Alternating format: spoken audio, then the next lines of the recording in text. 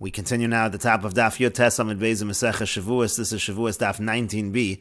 On the previous summit, the Gemara brought a brisa. So you have a situation of two paths. One of them has tumah, and the other one does not. So first, the brisa has a case where the person walked on both of them. Now he doesn't know which one had the tumah, but he knows he walked on both, so he does know that he's tameh. And then he has a lapse of awareness. He goes into the Beis Hamikdash, a case of Yedias HaTumah, and he does bring the carbon olav v'yored, says the Tana Kama. And then the brisa has a second case. The second case is the person walks on the first path, and then he actually purifies himself. So it's a situation really of Yedias HaTumah that's a suffix. He walked on that first path, he was aware of it, he had a lapse of awareness, went into the Beis HaMikdash, and then purified himself, so that was a suffix situation. And then another suffix situation, he did the same thing on the second path. He went on the second path, went into the Beis HaMikdash after a lapse of awareness. And so again, in that situation, you have a suffix, a Yedias HaTumah, but it's a Yediah of suffix. He's not really sure if he's Tameh. So now, in such a situation, we know certainly that he was Tameh at one point in time when he went into the Beis HaMikdash, but the Yediah in both situations was always a Yediah out of suffix. So there we have a Machlokas Tanoim in the Brisa. The Tana Kama says that in that situation, again, since at the end of the day he does know that he was Tameh and went into the Beis HaMikdash, so that is considered a case where you bring a carbon olav v'yored. But Rabbi Shimon disagrees. Rabbi Shimon says exempt in that case because it's Yediah suffix, and therefore that does not count as Yediah. You don't bring the carbon. And then finally, the Brisa brought a last opinion. Rabbi Shimon ben Yehuda said in the name of Rabbi Shimon, Potter apparently in both situations, even the very first case of the Brisa. And so that's why the Gemara now asks, Va'afilu b'kamaisa, is this version, Rabbi Shimon ben Yehuda, in the name of Rabbi Shimon, he's saying Potter even in that first case, where again in that first case, he went on the first road and then went on the second road, he has a full Yediah that he was Tameh, and then there's a lapse of awareness, and he goes into the Beis HaMikdash. There it seems to be for sure that he should be Chayiv. Mimanav Shach Tameh, who either way he certainly is Tameh. So why would Rabbi Shimon ben Yehuda say within Rabbi Shimon exempt in that case? And Rashi explains, Va'afila b'kamaisa bitmiya. The Gemara is asking a question. Even in the first case, Rabbi Shimon ben Yehuda and Rabbi Shimon says that in that case you're going to be Pater Mimanav Shach Tameh, who again we know for sure the person is Tameh. Kodem shenichnas haya Tameh vada Yedias vada havale betchila. Certainly before he entered the Mikdash, he was Tameh. That should be considered a Yediah. So again, Mimanav Shach Tameh, who is Tameh either way. And so again, why would Rabbi Shimon ben Yehuda, within Rabbi Shimon, why would he say Pater in that case? And the Gemara continues and answers, Amar Rava says, Hacha b'mayaskin, and here what is the case? Kigon shahalach barishon. Again, he walked on that first path. Uveshah shahalach b'sheni, and then what happened was that at the time that he then walked on the second path, shachach shahalach barishon, he actually forgot that he had walked on that first path. Dehavali mixas yediyah. So that's called mixas yediyah. It's only a partial yediyah, a partial knowledge about the tumah, and that's the machlokas. Uvahaka miflagi. They're arguing as follows. Tanakama savar on mixas yediyah kechol yediyah. The Tana Kama says a little bit of yediyah, a little bit of knowledge is like a full knowledge, and that's why you're chayiv. Rabbi Shimon savar lo amrin on mixas yediyah kechol yediyah. And Rabbi Shimon says that we don't say mixas yediyah is like a full yediyah, and that's why he says exempt. Halach barishon v'nichnas hiza v'shana v'taval chazer v'halach b'sheni v'nichnas. This was the case in the Brisa. Again, the person went on the first path, entered the Beis HaMikdash after a lapse of awareness, then he sprinkled with the mechatas, and he sprinkled again, day 3 and day 7 sprinkling, and then he immersed himself, so he was pure, and he goes now in the second path and enters the Beis HaMikdash after a lapse of awareness. So there we had a machlokas tanoim. Chayiv, the Tana Kama says he's liable in that case, because again, most certainly he was Tameh and went into the Mikdash. It's just that each time there was a doubt, but when you put it all together, he certainly did this violation at least once. But Rabbi Shimon Poter, and Rabbi Shimon says exempt in that case, because again, it's a yediyah out of suffix. Every piece of knowledge that he had was really a doubt whether he was tameh. He was never certain at that point in time. And so the Gemara says, "V'amay chayiv." Now, why should he be chayiv? What's the explanation of the Tana Kama? Suffix yediyah. Isn't this a suffix? It's a doubt of yediyah. It doesn't seem to be a real yediyah. And the Gemara says to this, Amar Rabbi Yochanan says, "Kan asu suffix yediyah ki yediyah." Here they're saying that suffix yediyah is considered like yediyah. That's what the Tana Kama holds. And the Gemara offers another answer. Reish Lakish Amar Reish Lakish says, "Hamani Rabbi Yishmael." Who is this Tana Kama that says chayiv? It's actually Rabbi Yishmael. The Amar Lo Ba'inon Yediyah B'tchila. Rabbi Yishmael happens to hold that we don't even need a Yediyah in the beginning, and that's why you're chayiv in this situation. And the Gemara continues at the two dots, V'rami de Rabbi Yochanan ad Rabbi Yochanan, V'rami de Reish Lakish ad Reish Lakish. We have a contradiction within Rabbi Yochanan, and we have a contradiction within Reish Lakish. Again, Rabbi Yochanan above, he says that Safek Yediyah is considered like Yediyah, and Reish Lakish seems to say not like that, and so here we're going to have a contradiction both within Rabbi Yochanan and within Reish Lakish. The Tanya, as we learned in a Braisa, Achal Safek Chaylev V'noda, let's say he eats something that he's not sure if it's Chaylev, and he becomes aware of that, Safek Chaylev V'noda, and again, another situation of Safek Chaylev and becomes aware. So Rebbe says, Kashem shemevi chatas al kol echad v'echad, just like he brings a chatas on every single violation in this case, kach mevi asham taloi al kol echad v'echad. So too he brings an asham taloi, because here's a suffix, he brings on every single violation. Rabbi Shimon ben Yehuda of Rabbi Lazar, Rabbi Shimon Amru, Mishum Rabbi Shimon ben Yehuda and Rabbi Lazar, Rabbi Shimon, they say in the name of Rabbi Shimon, Eino mevi ela asham taloi echad, the person only brings one asham taloi. Shenemar, as it says in the pasuk, al shigagaso asher shogag, because of his mistake that he made, haTorah rivsa shagagos harbe, the Torah says there can be many mistakes, v'asham taloi echad, and still you only bring one asham taloi. And Rashi explains, achal safek chaylev, again the case is the person ate a safek chaylev, chaticha safek chaylev v'safek shuman, we don't know whether it's chaylev which is not kosher, or shuman which is kosher, v'noda lo li'achar zman shu safek chaylev, now he finds out later that this was a safek chaylev, v'hareyu ba'asham taloi, now the halacha is that you bring an asham taloi because you're not sure if you're liable to a chatos or not.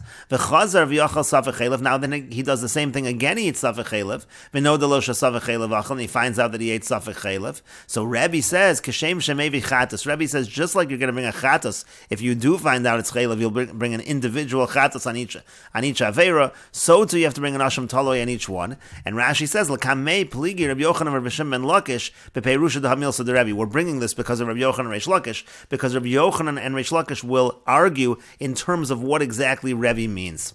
Al shigagaso asher shagag, then the Brisa brought another opinion that you're only going to bring one asham taloi because of al shigagaso asher shagag, but parshas asham taloi ksiv, those words are written by the parsha of asham taloi. And the Gemara continues, V'yamar Reish Lakish, and Reish Lakish says, in explaining the opinion of Rebbe in this Brisa, Kan shana Rebbe yedios sveikos mischalkos lechatos. Here what Rebbe is saying is that even if you have a yediyah that's a doubt, that's the case over here, that is going to create division in terms of chatos, meaning you're going to bring multiple karbanos. And Rashi explains, Kan shana Rebbe yedios safek mechalkos lechatos v'hachi kama Rebbe. Again, Reish Lakish is explaining Rebbe. Rebbe is saying as follows. When he finds out after some time that it's chaylev, yavi chatos al kol echad v'echad, he's going to bring a chatos on every avera. Sheyedias safek shahaisalo bein tayim michal kasim, because he had that yedias safek between the two chaylevs. He ate the chaylev, then he had a yediah, it's a yedias safek, but he had that yedias safek, then he ate another chaylev, and that divides them as separate averas. We don't consider it to be eating two kezesim of chaylev in one lapse of awareness. And so Rebbe is saying the same is true when we don't know that it was for sure chaylev. Let's say we think it's a doubt whether it's chaylev. Maybe asham taloi al kol achas v'achas. You're going to bring an asham taloi on every single one. Alma midiktani shemevi chatas al kol achas. And you see from the fact that what Rebbe is saying is you bring a chatas on every one. Svirale yedios safek mechalkos lechatos. You see clearly that he holds that yedios safek is able to divide and say that you have to bring multiple karbonos. And so presumably you see from here that it's Reish Lakish actually that seems to be holding that Yediyah Safek is considered to be Yediyah, and again above, it was Rabbi Yochanan that said that. And the Gemara continues, Rabbi Yochanan Amar, and Rabbi Yochanan says, in terms of explaining Rebbe, that it's explained as follows, Kashem sheyedios vadai bi alma mischalkos lechatos. What it means is as follows. Just like if you have a certain yediyah, so we say that that's mischalkos by carbon chatos, that would say that you have to bring multiple carbonos in terms of carbon chatos. So now, kach yedios safek mischalkos la'ashamos. So then if you have a diyah safek, and asham tali is brought on a safek, so that kind of yediyah safek is enough, that kind of yediyah is enough just for an asham taloi, but it wouldn't be enough in general. And Rashi explains, Rabbi Yochanan Amar, and Rabbi Yochanan says, Lo Amar Rabbi Kach, that's not what Rabbi is saying. Ela Kach Persha, this is what Rabbi is saying. Kashem shel inyan chatos sheboin al yediyas vadai sheventayim mechalkos lechatos, just like by a carbon chatos, which you bring a carbon chatos when you have a certain yediyah, when you know for sure you sinned, and we say that the yediyas vadai would be mechalkos over there. Kach inyan asham taloi, so too when it comes to an asham taloi, haboal yediyas safek, that you bring for yediyas safek yediyos shabeitayim mechalkos la'ashamas. So for that kind of carbon, a safek yediyah is effective. And so again, that's the contradiction within both Reish Lakish and Rabbi Yochanan. They seem to be reversing opinions over here in terms of whether yediyah safek is considered to be yediyah. And the Gemara continues, Bishlama de Rabbi Yochanan ad Rabbi Yochanan lo kasha. In terms of the contradiction within Rabbi Yochanan, it's not really a difficulty, because kan asu, because again, the language of Rabbi Yochanan above was, Rabbi Yochanan said, kan asu, safek yediyah ki yediyah. The language was that over here, in this particular case, we're considering safek yediyah to be like a yediyah. Again, this was again in a situation by yediyah satama, where the person first goes on one path, and he enters the Beis HaMikdash after the lapse of awareness, and then he purifies himself, and then does that on the second path. That was safek yediyah. And so again, the language of Rabbi Yochanan was kan asu, that here we consider it to be a yediyah. V'lo b'chol haTorah kula asu, and we don't say kol haTorah kula. We don't say everywhere that yediyah safek is considered to be a yediyah. Hachu delo ksiva yediyah behedya mi v'nelam hu deka asu. Over here, it doesn't say the word yediyah outright. It comes from the word v'nelam, talks about a lapse of awareness, and we understand, we infer that there's this concept of yediyah, and that's why in this case yediyah safek is enough. V'lo b'chol haTorah kula asu. That's not true in all other halachas in the Torah. T'chsiv, like it's written, Ohoda Elav. It talks about Ohoda Elav, that he has a real yediyah mal yasabin, and that's why over there you actually would need a full yediyah. And so the Rabbi Yochanan's not a contradiction in situations like a carbon chatas where you need yediyah. It needs to be a certain yediyah, but in our case above, talking about tumas mikdash v'kadoshav, so it doesn't say yediyah. It's something that we infer from the pasuk when it says v'nelam, and so therefore yediyah safek is going to be enough. But the Gemara says that's an answer to the contradiction within Rabbi Yochanan. But Ela l'Reish Lakish, but according to Reish Lakish, how do we answer that contradiction? Adamukim leik Rabbi Yishmael, instead of saying that in the case above, again, with the case where he's on one path and then on another path and it's yediyah safek, Reish Lakish's answer was that you have to say that follows Rabbi Yishmael, who says you don't even need a yediyah in the beginning. But why do you have to say that? Nukma karebi. Why doesn't Reish Lakish simply say that it follows Rebbe? Because according to Reish Lakish's understanding of Rebbe, what does he say? Yediyos feikos ar mischalkos. Apparently yediyah safek is considered a yediyah. Simply say that case also. In the case of tumas mikdash v'kadoshav, by the two paths, it's also talking about yediyah safek. According to Rebbe, that's a yediyah. And the Gemara says to that, hakamash malon. Well, the reason why Reish Lakish doesn't say that is because Reish Lakish wants to teach us something else. He wants to teach us the Rabbi Yishmael lo boy yediyah betchila. He simply wants to teach us that Rabbi Yishmael does not require that initial awareness. He doesn't require that initial yediyah. But the Gemara continues and asks, Pshita de lo boy, but it's obvious that Rabbi Yishmael does not require yediyah betchila. Why does Reish Lakish need to teach us that? Midalo miyasri leikrai, because he doesn't have any extra psukim to teach us the idea of yediyah betchila. Because v'nelam de mechayev al helam mikdash, because he says that the word v'nelam teaches us that not only are you chayev on a lapse of awareness of the tumah, you're also chayev on the lapse of awareness of the mikdash. So he can't use v'nelam to teach the idea of yediyah betchila. And Rashi explains, midalo miyasri leikra de dorish v'masnisim, because Rabbi Yishmael is the one who darshans in the Mishnah. V'nelam lehelim tumah v'helam mikdash. He says v'nelam teaches us not only lapse of awareness by tumah, but also lapse of awareness of the mikdash brings a person to the liability to have to bring that carbon. And so again, it's obvious. Why does Reish Lakish need to teach us that Rabbi Yishmael doesn't need yediyah betchila? And the Gemara says to that, Mao detema, no, what might you have said? Ki lesle mikrai. Maybe he doesn't have a source for that from psukim. Aval mi Gemara isle. Maybe he does have a tradition. Rashi says mi Gemara halacha l'Moshe misinai. Maybe it's a halacha l'Moshe misinai that you need to have yediyah betchila, kamash malon. So that's what Reish Lakish is teaching us, that again Rabbi Yishmael does not require yediyah betchila. Hadron alach yediyah satuma. We will return to you parak yediyah satuma. This is the end of the second parak of Mesechet Shavuos. If you're enjoying these videos and this channel, please like, share, and subscribe, and take a look at the description box below to see how you can support this channel. And we will now begin the third parak of Mesechet Shavuos. And the parak begins with the Mishnah, Shevuos, Shtayim, Shein Arba. When it comes to Shevuos, when it comes to Oz, there are two primary ones, and then there are two secondary ones, and so therefore it's a total of four. As the Mishnah now continues, Shavua Sha'ochel, V'shalo Ochel, there's an oath that the person says he will eat, and there's an oath that he says that he will not eat. And then Sha'achalti, V'shalo Achalti, and then also there's an oath that I ate, and there's an oath that I did not eat. And Rashi explains, Sha'ochel V'shalo Ochel, Hein Shtayim HaMefurashos. Those two are explained explicit in the Torah. It's written lahara or lahetiv, you do either something negative or something positive. Demashma lahaba, that implies that it's some kind of future tense. V'lo ochel lahara ochel lahetiv. If he takes a shvuah that he won't eat, that's something that's harmful. If he takes a shvuah that he will eat, that's something that is good.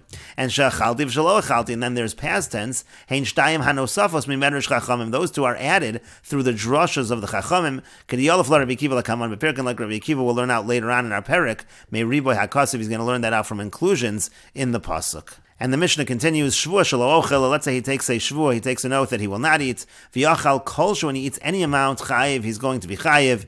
Divrei Rabbi Akiva, these are the words of Rabbi Akiva.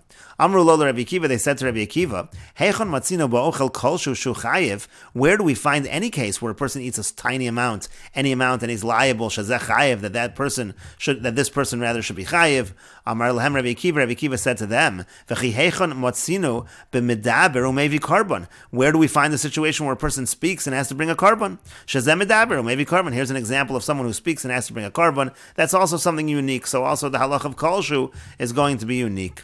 And Rashi explains, medaber or maybe carbon, he speaks and he has to bring a carbon, b'shvil bittul diburo, just because he nullified his speech. V'keven misham bittul diburo, who, since that's the reason he's bringing this carbon is because of bittul diburo, avzeh bittul diburo, sha'omer lo ochel daito lesor atzma b'cholshu. That's true here as well. He's being mevatel his words. He said he wasn't going to eat. Even eating a small amount is nullifying his own words. And the Gemara says, "L'meimra d'sha'ochel da'achilna mashma." Does this mean to imply? Meaning, does our Mishnah mean to imply that when a person takes a shvuah sha'ochel, that means he's taking a shvuah that he will eat, or a mini? But we have the following contradiction. This is from the Mishnah in Nedarim. It says in Nedarim, "Shvuah lo ochelach." Let's say he says the language of shvuah lo ochelach, or shvuah she'ochelach, or he says that language, or lo shvuah shelo ochelach, or he says that language. Any of those ways of phrasing it, usher, it's actually forbidden for him to eat. That's in those cases he's saying he's not going to eat. That seems to go against what we're saying in our Mishnah, where it's a shvuah that he will eat. And Rashi explains, shvuah lo ochelach, amar echon mishalosh l'shonos halalu. If he says any one of these three languages, asr lo lechol mishal oso ish another hemenu, he's not allowed to eat from that person who he's making the neder from not to eat from him.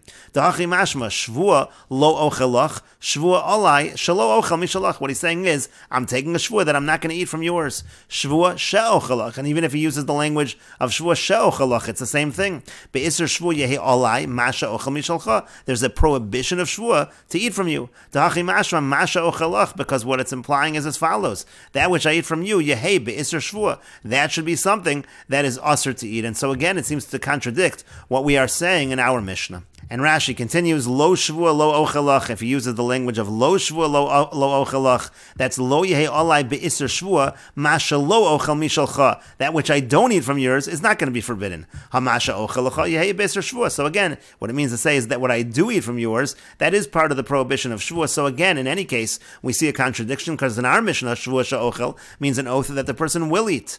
And the Gemara continues and answers, Amar Abaya says, liolam dachilna mashma. Really, shvuah she'ochel is a shvuah that the person is taking that he will eat. But lo kash, it's not difficult. Kan b'misarvin bo lechol, kan b'she'ein. It all depends on the context. Over here we're talking where they're encouraging him to eat. In the other case, it's where they are not doing that. They're not encouraging him to eat, And we will continue with this discussion in the next video on Daf Chaf Amud Aleph.